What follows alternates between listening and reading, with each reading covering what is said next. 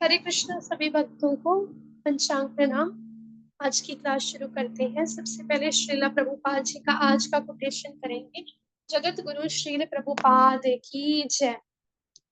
जितने अधिक लोग भौतिकवादी होंगे उतना ही संसार का बोझ बढ़ेगा। इसलिए इन बदमाशों का पूरी तरह सफाया करने के लिए युद्ध होंगे। अकाल पड़ेगा, महामारी फैलेगी। जगत गुरु श्रील प्रभुपाद की जय। अभी हम भगवत गीता करेंगे। भगवत गीता चैप्टर 4 दिव्य ज्ञान वर्स नंबर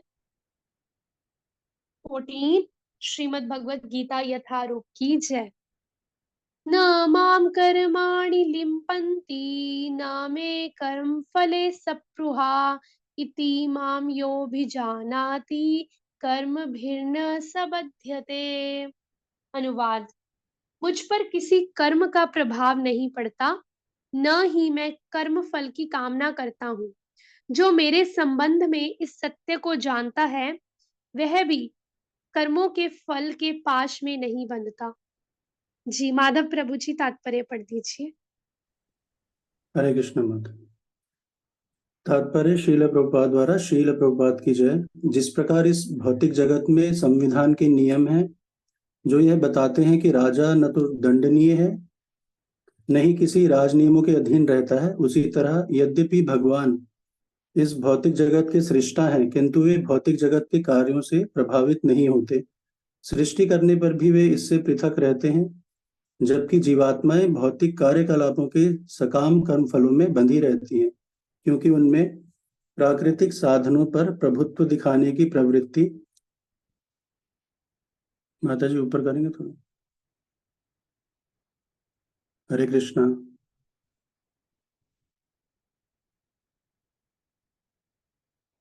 रहती है। किसी संस्थान का स्वामी कर्मचारियों के अच्छे बुरे कार्यों के लिए उत्तरदायी नहीं, कर्मचारी इसके लिए स्वयं उत्तरदायी होते हैं। जीवात्माएं अपने अपने इंद्रिय तृप्ति कार्यों में लगी रहती हैं, किंतु ये कार्य भगवान द्वारा निर्दिष्ट होते हैं। इंद्रिय तृप्ति की उत्तरोत्तर उन्नति के लिए जीवात्मा इस संसार के कर्म में प्रवृत्त हैं और मृत्यु के बाद स्वर्ग सुख की कामना करती रहती है। स्वयं में पूर्ण होने के कारण भगवान को तथाकथित स्वर्ग सुख का कोई आकर्षण नहीं रहता। स्वर्ग के देवता उनके द्वारा नियुक्त सेवक हैं। स्वामी कभी भी कर्मचारियों का सा निम्न स्तरीय सुख नहीं चाहता। वह भौतिक क्रिया प्रतिक्रिया से पृथक रहता है। उदाहरणार्थ, पृथ्वी पर उगने वाली विभिन्न वनस्पतियों के उगने के लिए वर्षा उत्तरदायी नहीं है, यद्यपि वर्षा के बिना वनस्पति नहीं उग सकती। वैदिक स्मृति से इस तथ्य की पुष्टि इस प्रकार होती है। निमित्त मात्र मेवासौ सृज्यानाम सर्ग कर्मणि प्रधान कारणी भूता यतो वै सृज्य शक्तयः।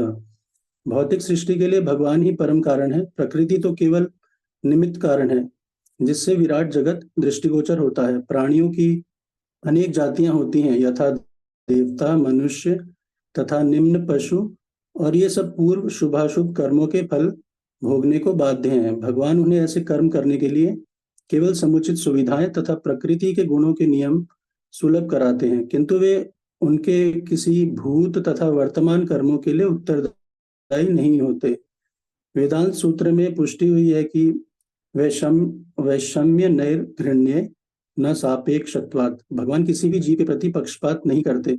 जीवात्मा अपने कर्मों के लिए स्वयं उत्तरदायी है। भगवान उसे प्रकृति अर्थात बहिरंगा शक्ति के माध्यम से केवल सुविधा प्रदान करने वाले हैं।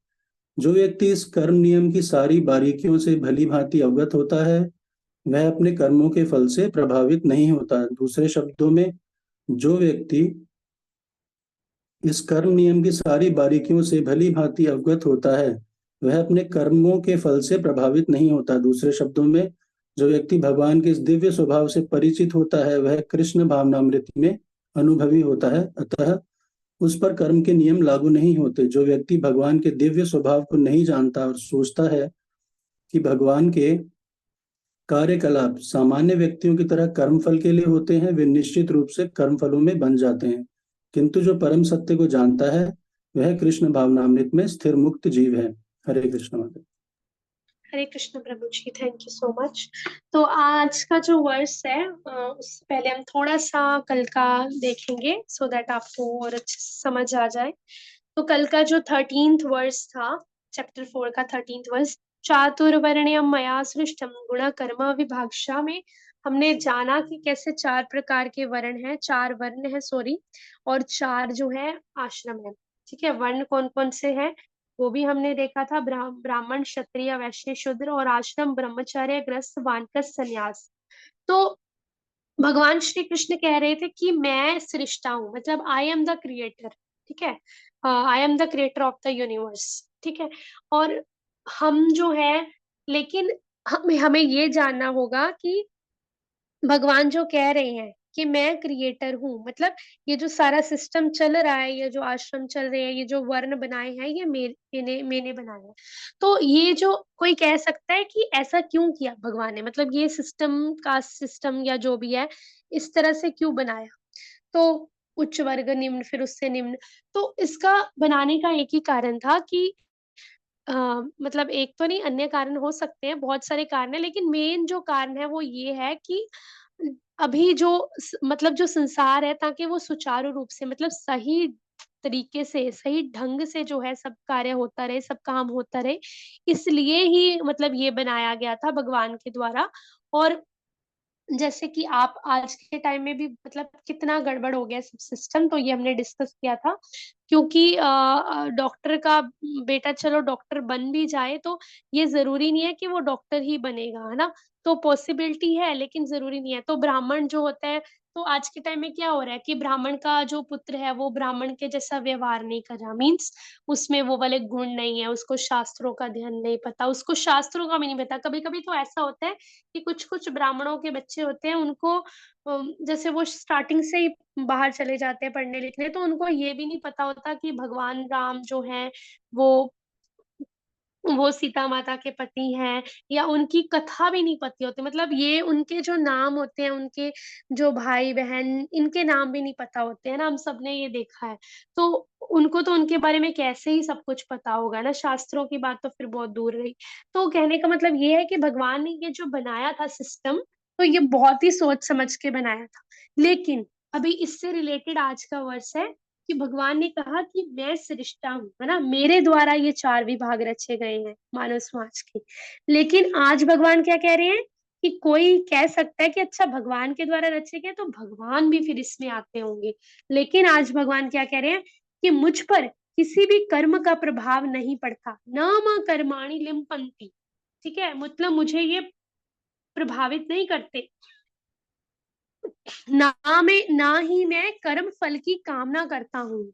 ठीक है, हम जैसे बद्ध जीवों की तरह भगवान भी जो है कर्म फल की कामना नहीं करते, और ना ही उनके ऊपर कर्मों के प्रभाव पड़ते हैं। ठीक है, और भगवान क्या कह रहे हैं कि जो मेरे बारे में ये जानता है, मतलब जो ये जानता है कि मैं ही स्वामी हूँ, मतलब मैं इन सब तीन गुणों से हटके हूँ, भौतिक जगत से परे हूँ, तो वो क्या करता है, वो भी कर्मों कर्मों के फल के पाश में नहीं बनता, मीन्स उसका भी उद्धार हो जाता है, उसका भी कल्याण हो जाता है। तो अभी हम इसको अच्छे से डिटेल में देखेंगे। तो जैसे एक राजा है, ठीक है, राजा जो होता है वो सिंहासन पर बैठा है, गद्दी पर बैठा है, वो अपनी प्रजा को चला रहा है। ठीक है, उसके मतलब उसके अंडर में जो है सभी प्रजा अपने अपने काम कर रही है। किसी का आटे का काम है, आटे की चक्की चला रहा है, किसी का राशन की दुकान है, वो चला रहा है, कोई चिकित्सक है, डॉक्टर है, वो अपना काम कर रहा है, मतलब सब अपना अपना काम कर रहे हैं।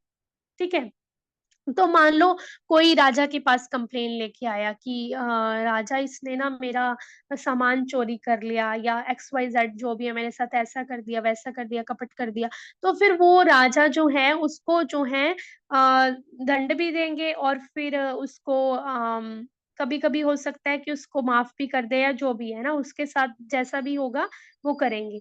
लेकिन जो राजा वो बैठे हैं, ठीक है, सिंहासन पर बैठे हैं, अगर राजा से कोई गलती हो जाए, मीन्स ऐसा तो नहीं है कि राजा बहुत ही ज्यादा वो है, पूरा पायस है, प्योर एंड पायस है, उससे कोई गलती नहीं हो सकती, राजा से भी गलती हो सकती है, लेकिन राजा जो है वो खुद को दंड नहीं दे, लेकिन राजा जो है वो पहली बात तो खुद गलती नहीं करेगा, क्योंकि राजा जो है सिंहासन पर बैठा है, तो वो पूरा मतलब कहने का मतलब ये है कि पूरी तरह से वो उसको पता है नियमों का, वो उसको सोच समझ के राजा बनाया है, क्योंकि उसको सारे अधिकारों का पता है, उसको कर्तव्यों का पता है, उसको पता है अपनी प्रजा को कैसे चलाना है। वो ऐसे ही किसी को भी राजा नहीं बना दिया, ठीक है? तो राजा जो है वो चाहे ही अपनी प्रजा को वैसे देगा, मतलब पुरस्कार भी दे सकता है, दंड की बात नहीं, पुरस्कार भी। जैसे मान लो किसी ने अच्छा कार्य किया, ठीक है, किसी ने प्रजा ने अच्छा कार्य किया, तो राजा उसको बुलाएगा, उसको अवार्ड देगा, सम्मानित करेंगे, ठीक है, उसको पुरस्कार देंगे। लेकिन राजा के ऊपर उसके क्या मतलब असर नहीं पड़ेगा कोई भी चीज का। तो कहने का मतलब ये है कि भगवान जो है, भगवान हम सबको, हमारी सृष्टि को चला रहे हैं, ठीक है, सिस्टम को चला रहे हैं। मीन्स ये जो चार विभाग चल रहे हैं, ये भगवान ने चाहे ही बनाए हैं। जैसे राजा ने भले ही सेट किए हैं नियम कि कोई भी इतने टाइम के बाद बाहर नहीं जाएगा, कोई भी इतने टाइम ये नहीं करेगा, रूल्स एंड रेगुलेशन राजा ने भले ही सेट किए हैं, लेकिन राजा के ऊपर प्रभाव नहीं पड़ता। राजा ने ये नियम बनाया है कि प्रजा में से कोई भी रात के 11 बजे बाहर नहीं निकलेगा अपने गांव से। तो इसका मतलब ये नहीं कि राजा नहीं बाहर निकल सकता, है ना? तो कहने का मतलब ये है कि वो राजा के ऊपर जो नियम है वो लागू नहीं होते। वैसे ही भगवान, वो तो भगवान है, ठीक है, भगवान तो सबसे ऊपर है। तो भगवान जो है उन्होंने भले ही ये चार विभाग बनाए हैं, तो कोई कह सकता है कि अच्छा भगवान ने ये बनाया है ब्राह्मण, ब्राह्मण क्षत्रिय वैश्य शूद्र, तो भगवान किस में आते हैं? अच्छा, भगवान क्षत्रिय है, बोला है भगवत गीता में कि भगवान क्षत्रिय हैं, तो फिर मीन्स भगवान क्षत्रिय ही होंगे हमेशा के लिए।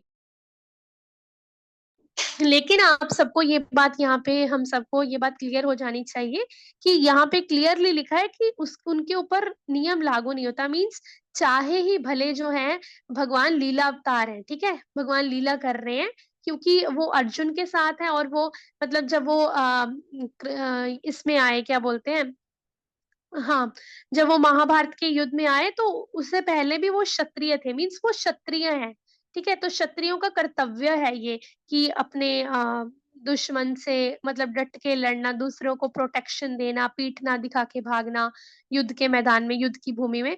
तो हम तो लेकिन इसका मतलब ये नहीं समझ लेना कि भगवान क्षत्रिय है तो भगवान फिर इसमें ही आते हैं। मतलब भगवान के ऊपर भी कर्मों का प्रभाव पड़ता है। मतलब जैसे बाकियों के ऊपर कर्मों का प्रभाव पड़ेगा, कर्मों का मतलब अच्छा बुरा फल मिलेगा, या कर्म फल की इच्छा करते होंगे तो भगवान भी करते होंगे, पर हमें ये समझना होगा कि वो क्या है, भगवान है। भगवान के ऊपर इन सब चीजों का कोई असर नहीं पड़ता, ठीक है। तो अगर कोई, अगर ब्राह्मण, अगर अगर कृष्ण भगवान किसी युग में ब्राह्मण बन के आ रहे हैं, ठीक है, किसी युग में वो क्षत्रिय क्षत्रिय वंश में आ रहे हैं, किसी में कुछ आ रहे हैं, तो मीन्स कि उसके पीछे उनका क्या है, उनका राज क्या है, कि वो लीला अवतारी है। मीन्स उस वो कोई ना कोई लीला करने आए हैं। मीन्स उसके पीछे कोई ठोस रीजन, ठोस रीजन क्या होता है, जैसे कि हमने पिछले वर्ष में पढ़ा ना कि भगवान के आने का कारण क्या होता है, दुष्टों का विनाश करना। सबसे पहले क्या था, भक्तों का उद्धार करना, दुष्टों का विनाश करना। मीन्स भगवान का आने का यहाँ पे कारण क्या होता है, अलग अलग कारण होते हैं। मीन्स पर सबसे मेन कारण, मेन रीजन क्या होता है, अपने भक्तों का उद्धार करना, ठीक है, उनका कल्याण करना, उनसे प्रेम का आदान प्रदान करना। क्योंकि जब भगवान श्री कृष्ण आते हैं इस धराधाम पे, तो वो इसलिए नहीं आते कि हाँ मैं भी मतलब मैं भी ये करूं, क्या बोलते हैं, संसार में रह के देखो। तो ये नहीं है उनके ऊपर सतोगुण रजोगुण तमोगुण का प्रभाव पड़ रहा है, उनको भी आलस आती है, उनको भी नींद आती है, वो भी सोए पड़े रहते हैं, या उनको बहुत ज्यादा भूख लगती है, ठीक है। वो लीला अवतारी है। वो हमें, हम अपने भक्तों से आदान प्रदान करते हैं, तो भक्तों के लिए वो केले के छिलके भी खा लेते हैं, वो बिना नमक वाला साग भी खा लेते हैं, ठीक है, सुदामा के कच्चे चावल भी एक्सेप्ट कर लेते हैं, ठीक है। और क्या बोलते हैं, इसी तरह वो अपने भक्तों से मतलब शबरी के बेर भी खा लेते हैं, जूठे बेर। पर इसका मतलब ये नहीं कि उनको आलस आ रहा है, तमोगुण है, या उनको भूख लग रही है, या उनमें रजोगुण का प्रभाव पड़ा हुआ है, ठीक है, बहुत ज्यादा पैशनेट है वो कुछ कर गुजरने के लिए, ठीक है। वो किस लिए करते हैं ये सब, ताकि वो भक्तों को प्रसन्न कर सके, भक्तों को मतलब आनंद दे सके, मतलब जो उनसे प्रेम करते हैं, जो भगवान का नाम लेते हैं। जैसे शबरी राम राम राम जपती थी, तो ये नहीं है कि शबरी माता राम राम राम जपती थी तो उन्होंने इतने टाइम प्रतीक्षा की, बेर खिलाए, तो भगवान ऐसे बेर खा रहे थे कि वो भी खाई जा रहे थे। मतलब अब शबरी क्या करते, बेर खा खा के उनको वो दे रही थी ना, गीटक दे रही थी शबरी माता, तो वो उसको भी इतने आनंद से खा रहे थे। तो कोई कोई इसको कंसेप्शन समझ सकता है, इसको गलत तरीके से ले सकता है कि अच्छा तो भगवान जी को तो फिर भूख लगती होगी ना, भगवान फिर गिटके में खाई जा रहे हैं। तो लेकिन भगवान क्या है, लीला अवतारी है, वो अपने भक्तों से प्रेम का आदान प्रदान करते हैं। ठीक है, जो उनसे प्रेम करते हैं उनको वो खुशी देते हैं, उनको आनंद देते हैं, उनको भी वो अच्छा लगवाते हैं, मीन्स इनको भी अच्छा लगे, सेटिस्फेक्शन देते हैं भगवान। ठीक है, तो इतने ज्यादा मतलब भगवान करुणामयी है। लेकिन और वैसे ही युद्ध के मैदान में भगवान क्षत्रिय हैं, तो भगवान क्या कर रहे हैं, अर्जुन के साथ, अर्जुन के रथ का भगवान ने सारथी बनना एक्सेप्ट किया। ठीक है, अर्जुन के रथ को हाँका। तो इसका मतलब ये नहीं है कि भगवान जो है उनके ऊपर भी कर्मों का फल पड़ेगा, कर्म के बंधन में जाएंगे। नहीं, ऐसा नहीं हो सकता, क्योंकि वो क्या है, वो supreme personality of God and है ना, हमने कल पढ़ा, ईश्वरा परमा कृष्णा सच्चिदानंद विग्रह अनादि आदिर गोविंद सर्व कारण कारणम। सभी कारणों के कारण कौन है, भगवान है। तो भगवान कौन है, ईश्वर परमा कृष्ण, परम कृष्ण, कृष्ण ही ईश्वर है। तो जो ईश्वर है, जो भगवान है, उनके अंडर तो सब कार्य करते हैं। ठीक है, हमने कल भी ये जाना, परसों जाना कि देवी देवता जो है उनकी हमें अलग से पूजा करने की जरूरत नहीं है, क्योंकि अगर हम कृष्ण भगवान को प्रसन्न करेंगे ना, तो देवी देवताओं को स्वतः ही जो है भोजन मिल जाता है। तो इसीलिए हमें किसको प्रसन्न करना है, केवल कृष्ण को। तो कृष्ण जो है इन नियमों के अधीन नहीं रहते। ठीक है, तो ना ही नियमों के अधीन रहते हैं, ना ही कर्म के बंधन में पड़ते हैं, अच्छा बुरा कर्म इन सब के चीजों में नहीं पड़ते। और भगवान ना ही किसी भी कर्म फल की कामना करते हैं। ठीक है, जैसे कोई संस्था है, तो संस्था का जो स्वामी है, जो मेन हेड है, ओनर है, तो उसके जो कर्मचारी हैं, तो कर्मचारियों ने मान लो कुछ गलत काम कर दिया, एक दूसरे के साथ लड़ पड़े, झगड़ पड़े, या किसी ने किसी का कुछ चुरा लिया, या किसी ने किसी के साथ गलत कर दिया, पैसे चुरा लिए, कुछ भी कर दिया। ठीक है, तो उसके लिए जो ओनर है, ओनर को तो हम मतलब उसके ऊपर तो ब्लेम नहीं डालेंगे ना कि इसकी गलती है, क्योंकि एक ऑफिस है, ऑफिस में अगर किसी इंप्लॉइज के बीच में बहस होगी, आर्ग्यूमेंट हो गई, या किसी ने किसी का पर्स उठा लिया, वहां से ऑफिस में चोरी हो गई, तो उसके लिए अगर जो मैनेजर आएगा, हेड आएगा, बॉस आएगा, तो वो तो सिर्फ देखेगा कि क्या हुआ है, कैसे हुआ है, अच्छा किसकी गलती है, इसकी गलती है, ठीक है, इसको ऑफिस से निकाल देते हैं ना। तो इसका मतलब ये तो नहीं है कि ऑफिस में जो भी चोरी हुई है उसका कारण वो है, क्या बोलते हैं, ओनर है, कि ओनर को दंड मिलेगा, ऐसा तो नहीं है। या फिर ओनर की तो कोई गलती नहीं है, ये आर्ग्यूमेंट कर रहे हैं, आपस में कर रहे हैं, ऑफिस भले ही उसका है, बॉस का है, लेकिन उस वो उत्तरदायी नहीं है, मीन्स वो आंसरेबल नहीं है इन सब चीजों के लिए। वैसे ही कृष्ण भगवान ने ये जो बनाए हैं वर्ण, तो इसमें से भगवान जो है इनमें से किसी भी विभाग में नहीं आते, किसी भी वर्ण में नहीं आते, क्योंकि ये जो वर्ण बनाए गए हैं, ये जो विभाग बनाए गए हैं, ये बद्ध जीवों के लिए, हम सब बद्ध जीवों के लिए है, क्योंकि ताकि हम सही तरीके से, सुचारू तरीके से ये जो कार्य करते रहे, संसार ठीक से चलता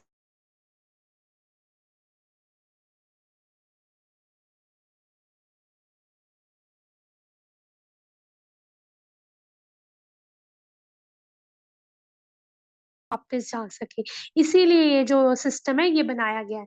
लेकिन भगवान जी जो है वो, उनके ऊपर किसी भी कर्म का जो प्रभाव है वो नहीं पड़ता, और इसी इनमें से किसी भी चीज के लिए उत्तरदायी नहीं है। ठीक है, तो जैसे जीव आत्माएं हैं, हम सभी हैं, तो हम अपने अपने इंद्रिय तृप्ति के कार्यों में लगे रहते हैं, कोई खा रहा है, कोई पी रहा है, कोई कुछ कर रहा है, कोई कैसे सेंस ग्रेटिफिकेशन कर रहा है, कोई कैसे कर रहा है लेकिन भगवान जो है, भगवान की तो इसमें कोई वो नहीं है ना, भगवान तो केवल चला रहे हैं।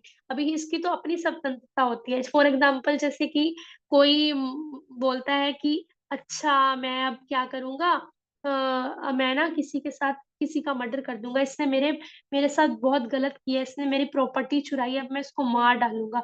ठीक है, तो फिर मान लो उसने किसी का मर्डर कर दिया, फॉर एग्जाम्पल, ठीक है, किसी क्रिमिनल ने, तो जिसने ये किया है, जी ये जो मर्डर किया है, तो उसके लिए भगवान ने तो नहीं बोला ना कि तुम ऐसे करो इसके साथ, इसने तुम्हारी प्रॉपर्टी चुराई है तो तुम इसके साथ ऐसे कर दो। भगवान ने तो नहीं बोला।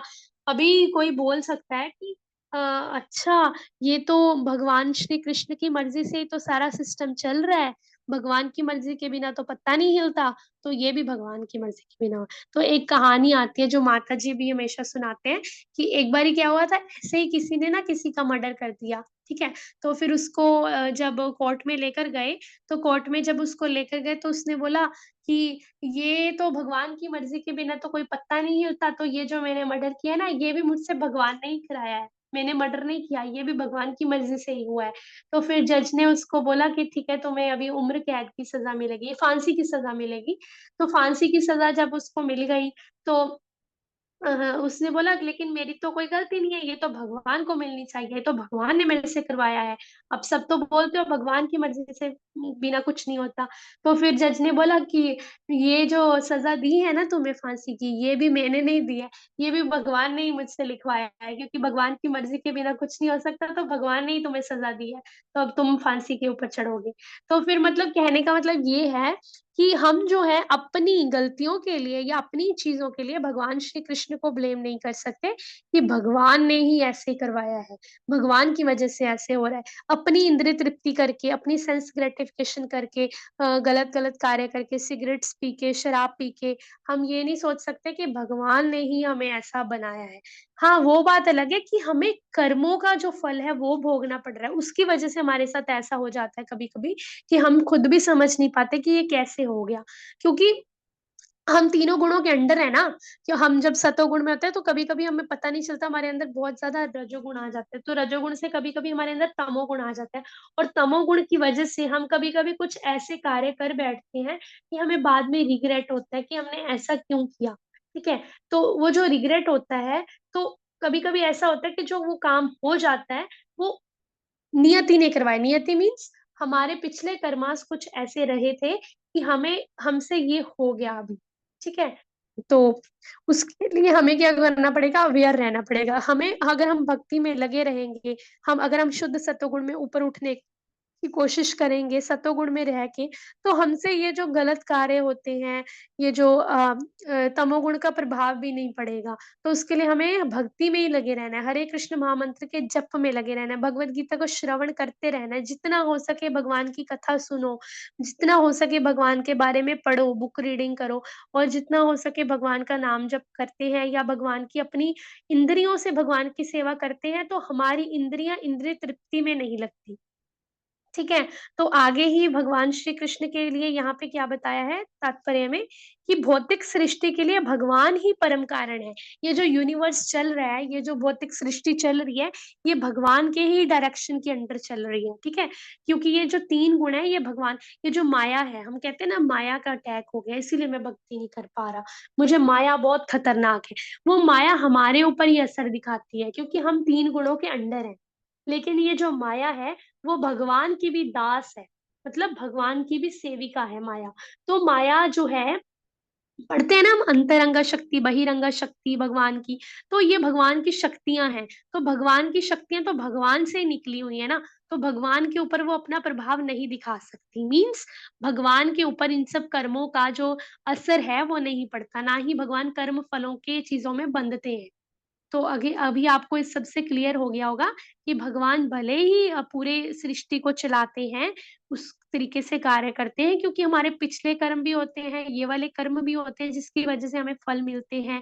लेकिन भगवान श्री कृष्ण के ऊपर इनका कोई भी असर नहीं पड़ता। और यहाँ पे क्लियरली लिखा है वेदांत सूत्र में कि भगवान किसी भी जीव के प्रति पक्षपात नहीं करते, मीन्स कोई बोल सकता है कि इसको तो ज्यादा मिला, मुझे कम क्यों मिला, ये तो, इसको तो बहुत बड़ा घर मिला है, मेरे को बस्ती में क्यों रहने को मिला है। तो वो किसकी वजह से होता है, हमारे अपने कर्मों की वजह से, क्योंकि जीव आत्मा जो होती है अपने कर्मों के लिए स्वयं उत्तरदायी होती है। और लेकिन भगवान जो है वो कभी भी किसी जीव के प्रति पक्षपात नहीं करते, लेकिन भगवान सबको सुविधा प्रदान करते हैं। और अगर हम भक्ति में लगे रहते हैं तो भगवान श्री कृष्ण क्या कहते हैं कि मैं तुम्हें पूरी प्रोटेक्शन देता हूँ, है ना। सर्व धर्मान परित्यज्य मामेकम शरणम व्रजा, अहम त्वाम सर्व पापेभ्यो मोक्षयिष्यामि मा शुचा। भगवान कहते हैं कि सभी धर्मों को त्याग कर तुम मेरी शरण में आ जाओ, मैं तुम्हें सभी पापों से मुक्त कर दूंगा। मीन्स ये जो हम कर्म फलों में पड़े हुए हैं, कर्मों के बंधन में पड़े हुए हैं, भगवान क्या कह रहे हैं कि मैं तुम्हें सभी पापों से मुक्त कर दूंगा। कैसे मुक्त कर दूंगा? हमें क्या करना है? केवल केवल भगवान की शरण लेनी है। भगवान की शरण कैसे ले सकते हैं? भगवान का नाम जप करके, केवल केवल भगवान को ही अपना एकमात्र स्वामी मान के, ठीक है, भगवान की पूजा करते करके, अर्चना करके, भगवान श्री कृष्ण के अपनी इंद्रियों से भगवान की सेवा करके, भगवान का नाम जप करके, भगवत गीता को पढ़ के, उसको अपने जीवन में अप्लाई करके, भगवान के बारे में कथाओं को सुन के, कानों से श्रवण करके, ठीक है, उनका स्मरण करके, चिंतन करके, तो इस तरीके से ही है जो हम भगवान की पूर्ण शरण ले सकते हैं। तो हमें क्या करना है? हमें भगवान की भक्ति सेवा में लगे रहना है, ताकि हम भी ये कर्मों के बंधन से मुक्त हो सके। मीन्स हमें बार बार इस संसार में आना ना पड़े, ठीक है। पर इससे ये आज के वर्ड से एक बात क्लियर हो जाती है कि भगवान इस सृष्टि को भले ही चला रहे हैं, लेकिन वो जगत के सृष्टा है, क्रिएटर है, लेकिन भगवान क्या कह रहे हैं कि मेरे ऊपर कोई भी कर्म का प्रभाव नहीं पड़ता, क्योंकि माया देवी भी भगवान की दास है।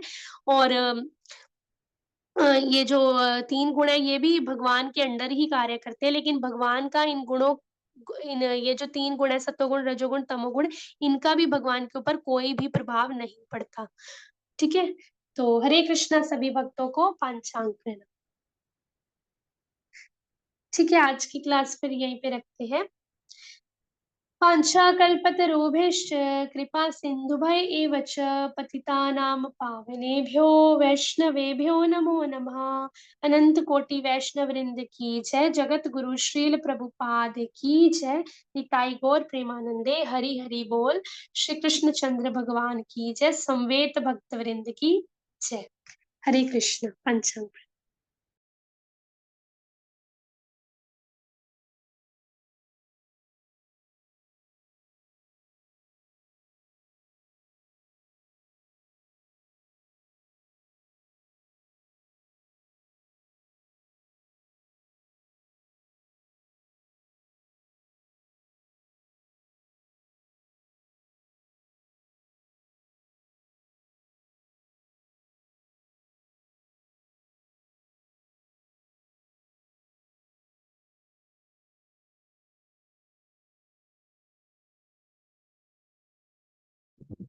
हरे कृष्णा सभी भक्तों को दंडवत प्रणाम।